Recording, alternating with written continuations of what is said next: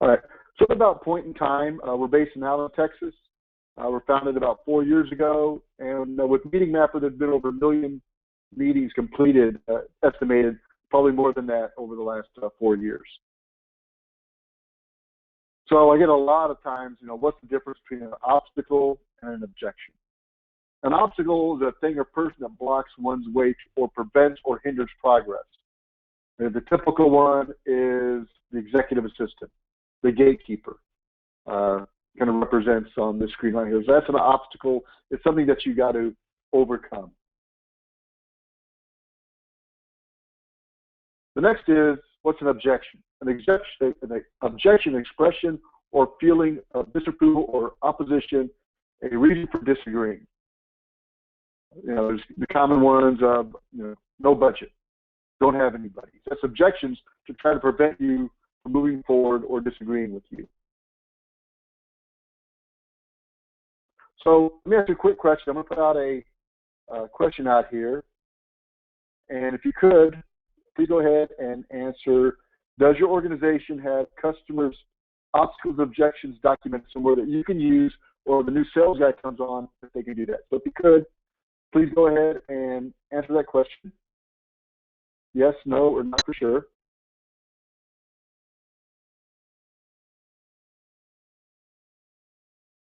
A little time to make your selections.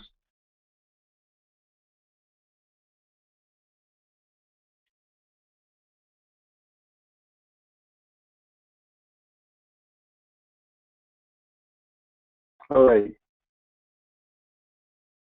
So it looks like about 70 to 80% of you do not have a way to document. And that's what we're going to kind of show you in this webinar, and then talk about obstacles and objections.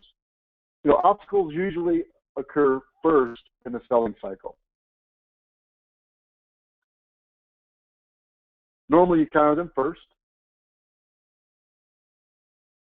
Once you move past them, initial obstacle, but watch out, they can reappear at different phases of either your selling cycle or the customer's buying cycle. They could have these obstacles in there, and they could be already predefined for them. So you just have to be prepared.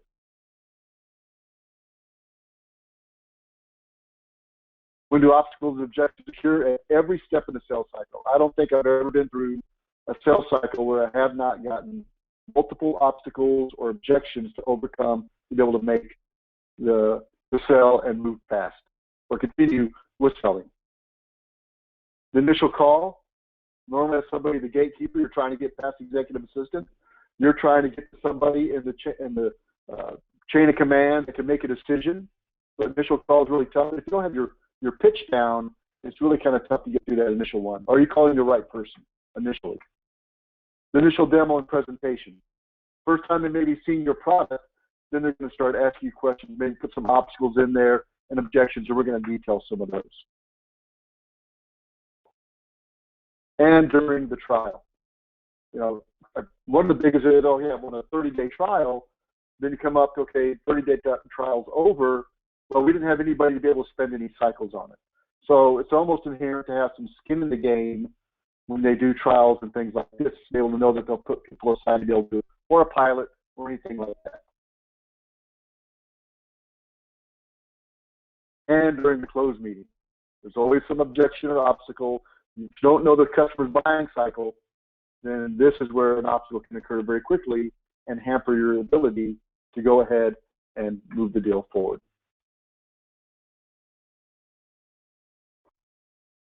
Any questions so far? If you can, just come in if you want. If not, we'll answer them at the end of the webinar. I want to make sure that I am cognizant of your guys' time. Typical obstacles. The gatekeeper. Happens all the time. I'm sure you run into it. We run into it all the time, trying to get past this person that can hinder us or to just stop us. No access to the decision makers.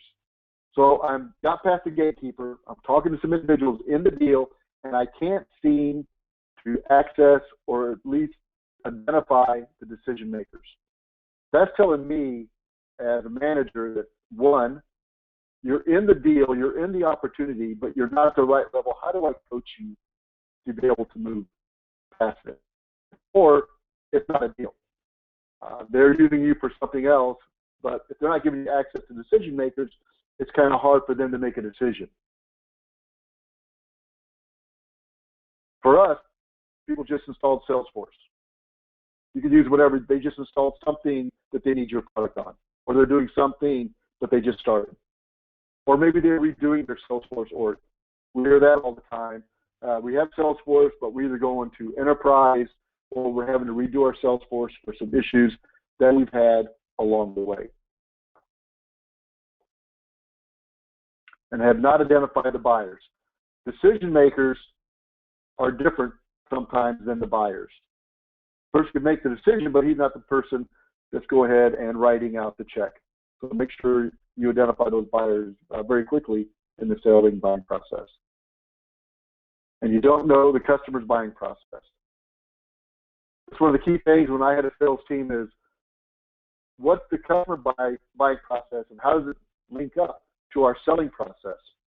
And then in your selling process, you have a technical selling process maybe, and then you have a business selling process. And are those even married up with the customer's buying process? So very important that you understand and you're aligned in there. If not, you can get a little cattywampus and be done with your selling cycle, but they're not done with the buying process. But you've already kind of said, committed the deal to win when you haven't got to the point where they're even making a decision yet. That's some of the typical obstacles. I know you, hopefully during the questions you guys come up with some of the obstacles that you've encountered and maybe how you've overcome some of those obstacles. And the budget. The budget is an obstacle. One of the first questions that get asked by, or should get asked by a sales executive is, do you have budget? A lot of times they don't ask because they do not want the answer of no, because when you say no, you don't have budget, and I've got an opportunity, and my management says, well, do they have budget? No, then why are you chasing this deal? What gives you the impression that they're going to buy? Have you met the decision maker? Have you identified the buyer, the buying process? And all kind of a snowball going down the hill. So make sure that you identify if there is budget. Now, how do you overcome the obstacles? One way is you try to remove it when it comes up. So, for example, gatekeeper. How do I get around the gatekeeper? Can I talk to your boss or your technical person or the person in charge of Salesforce? Something that kind of negates them trying to block you. You're just trying to get to somebody else and answer the question. So try to remove it as soon as it comes up. If not, it can get a little bit more intense. You document it, attempt to move around it. So, okay, they don't have budget. Okay, that's an obstacle. Let me document that. And how are we going to move around it? Can they go ahead and ask for other funds to go ahead and pay for what we want to do? Is it subscription-based versus perpetual? So how are we going to sell based on their budget? So just document it and move around it. Don't forget about it, but you've got to come back to it. Identify someone either in your organization or the customer to help navigate around it. LinkedIn is great. Does somebody in my LinkedIn circle, in my company, know some of the people in this opportunity that I'm going into? This is very, very critical. I don't want, again, you have to address these obstacles immediately. And the one I like to do is just ask, hey, how do I get around it? Ask the gatekeeper, hey, who do I need to talk to or to be able to move on? How can you help me? Like, people by nature want to help. So how can you help me? How can you help me get to the next level? How can I help you to be successful? So just ask. 9 times out of 10, they'll be able to help you around it or help you be able to overcome the obstacle. The worst thing is not asking at all. When you sell something, ask the person to buy it. If you don't ask them, they may not buy it. So that's overcoming obstacles. Any questions?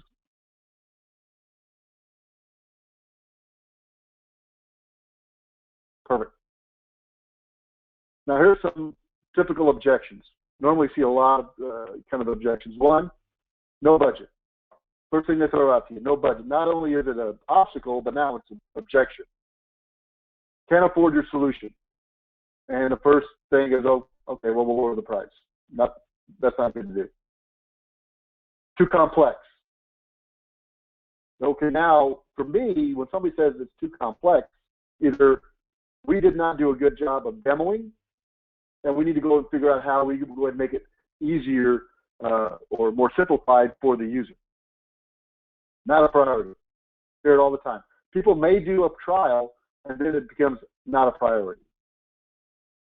No time. Sorry, we're busy. Got Christmas coming up. Everything's happening. Just don't have a lot of time. No resources to deploy. I like it. I want to buy it. I just don't know how to deploy it. Or how am I going to deploy it if I don't have any time and not a priority? No expertise with product. I'm new here and need to figure out what is going on first. I hear this all the time. I just became the vice president of sales. I need to figure out what's going on before I make any kind of decisions. And sales team's not mature enough, or no formal sales process. So I'll tell you a story that I was on a call with a potential customer and went to the product, and Travis, I don't think my sales team we don't have a sales process. Well, I said, well, then doesn't this make sense to have the process? Doesn't it help you build the process? I'm going to answer. We have a question here. I'm sorry, we don't have any questions. All right. So what we're able to do, we're able to spin the objection into a reason to buy. Once we started talking to, oh, you know what, this would help us start to get our process down very quickly, because we can deploy your solution in a very crawl, walk, run method to be successful. Or people say, no resources. Well, you know what? We've got free training. We'll help you deploy it. We'll make sure you're successful. We'll do free training.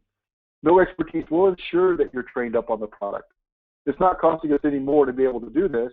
It's allowing our customers to go ahead and buy and make a decision.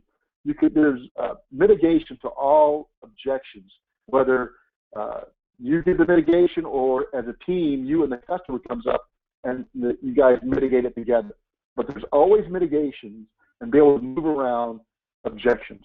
So these are some of the ones that we come across and I've seen in my experience. There's many, many more depending upon what you're selling, who you're selling it to, and geos and things like that.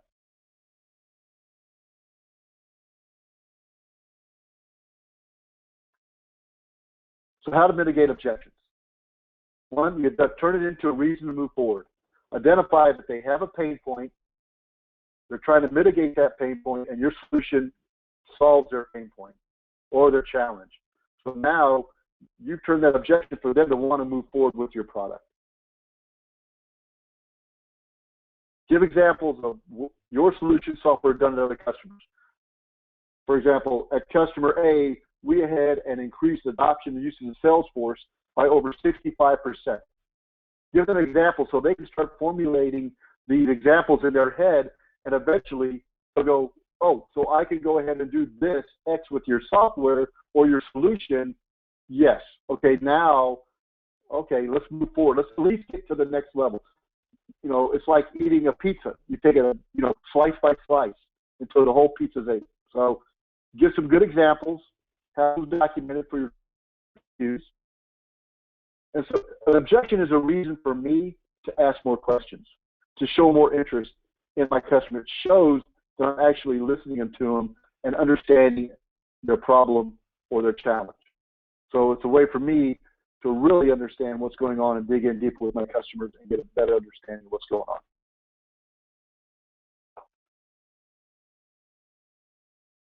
And what not to do. I've done it. I've been guilty of it. But what not to do is mitigate an objection with reducing your price right off the bat.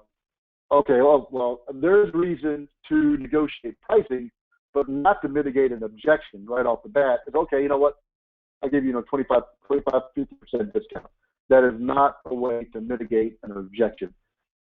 You can discuss pricing, but don't try to do that because that puts you in a position of really kind of being on the defensive then, because you're trying to, why am I even paying this much for your software? You got to show the value of your solution, your services, or your product, and what you're doing. So handling objections, obstacles, and objections. Anticipate and be prepared. You or someone in your team has dealt with it before. Rarely is there a new obstacle or objection. This becomes important to identify the objections and make them readily available to your entire team. When I hire somebody new, I can set them down in front of our dashboards in Salesforce and go, these are the obstacles that we came across. These are the objections.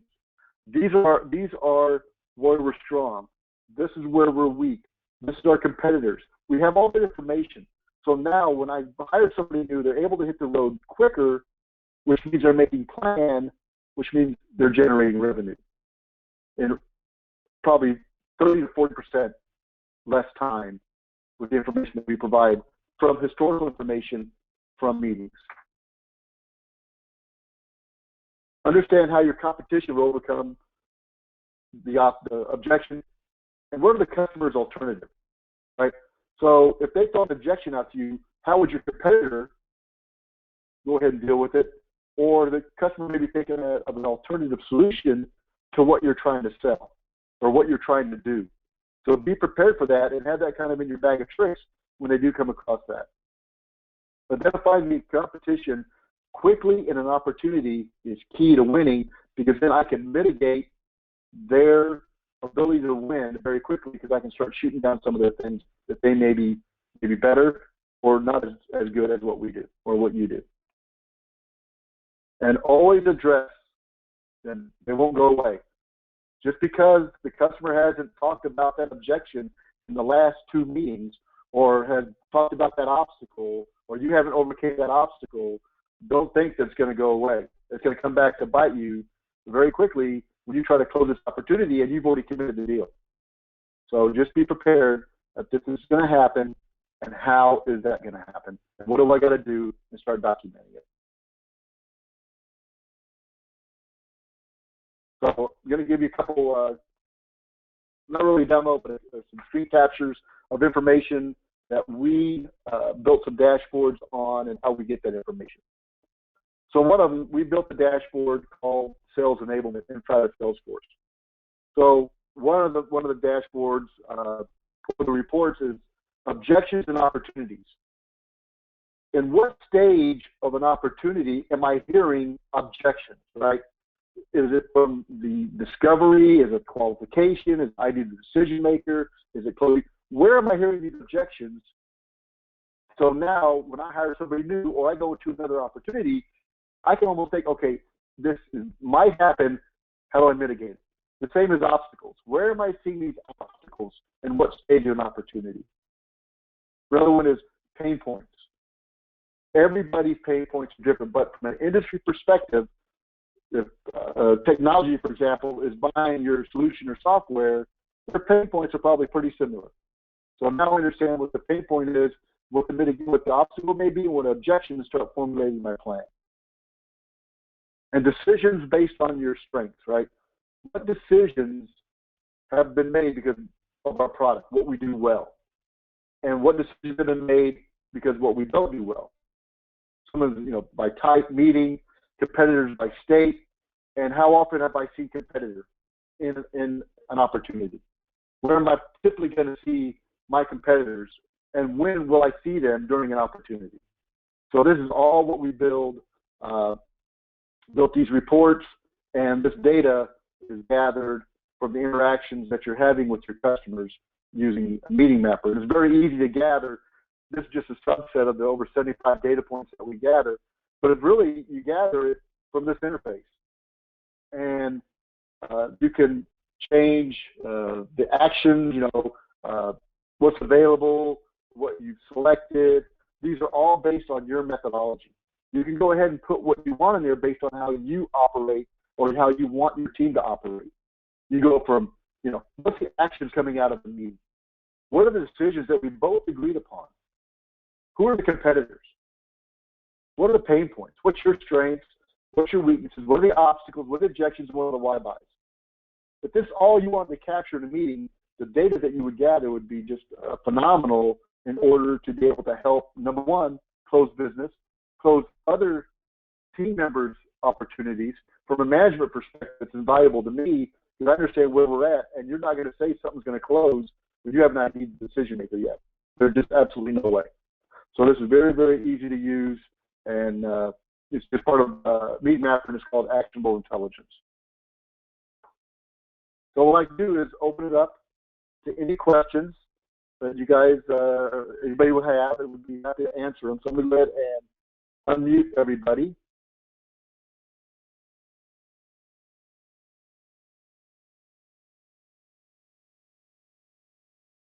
And go ahead and if you have any questions, please raise your hand and you will go ahead and answer the questions or type them in the chat if you have any. All right, I got one.